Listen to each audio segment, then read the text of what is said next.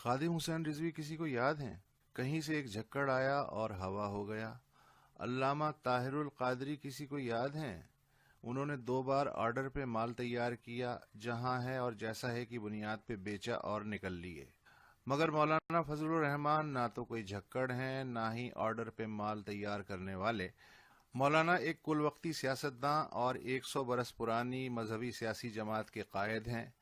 اس ملک میں فوج کے بعد اگر کسی کے پاس منظم طاقت ہے تو وہ مولانا ہے۔ بخدا نہ تو یہ قصیدہ ہے، نہ تعلی، نہ خوشامد، نہ طنز۔ میں دل سے یقین رکھتا ہوں کہ مولانا اگر مذہبی سیاسی رہنما کی بجائے کوئی سائنسداں ہوتے تو بھی صف اول میں ہوتے، جرنیل ہوتے تو بنا جنگ کے دشمن کو نہتہ کر دیتے، پروفیشنل شطرنجی ہوتے تو بورس کاسپروف آپ پہ مورچھل جھل رہا ہوتا، موسیقار ہوتے تو اے آر رحمان فضل الرحمان کی پنڈلیاں دبا رہا ہوتا۔ آپ یہ دیکھیں کہ 2-2.5 ہفتے سے اس ملک میں ہو کیا رہا ہے۔ مولانا نے ابھی آزادی مارچ کا صرف اعلان کیا ہے اور پیپلز پارٹی اور مسلم لیگ نون جیسی تجربے کار جماعتوں کی سمجھ میں نہیں آ رہا کہ کرنا کیا ہے، جانا ہے کہ آنا ہے، کہ جا کے آنا ہے کہ آ کر جانا ہے، یا تھوڑا سا آگے جا کے آنا ہے، یا پھر آنا جانا ہے۔ مولانا بذات خود پارلیمنٹ سے باہر ہیں۔ 342 کی قومی اسمبلی میں ان کی جماعت کی 16 سیٹیں ہیں اور 104 سیٹوں کے ایوان بالا میں جمعیت کے 4 سینیٹرز۔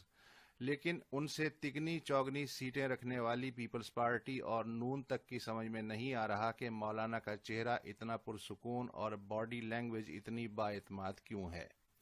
حکومتی وزراء یہ جاننے کے لیے اندھیرے میں تیر چلا رہے ہیں کہ مولانا کے ہاتھ میں ایسی کیا گیدڑ سنگھی ہے کہ وہ لچکدار سیاست کا راستہ چھوڑ تصادم کے راستے پہ چل نکلے ہیں۔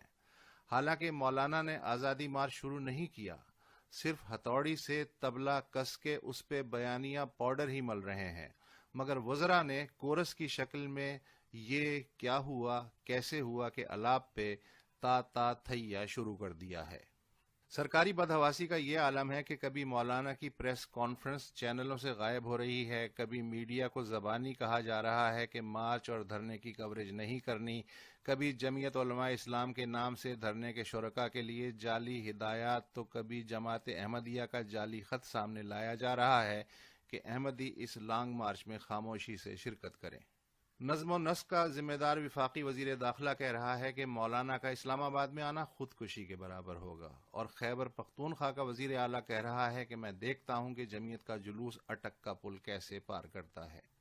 وزیر اعظم عمران خان کو ایران اور سعودی عرب کے مابین ثالثی جتنی آسان محسوس ہو رہی ہے، حزب اختلاف سے معاملہ فہمی سے نمٹنا اتنا ہی مشکل لگ رہا ہے۔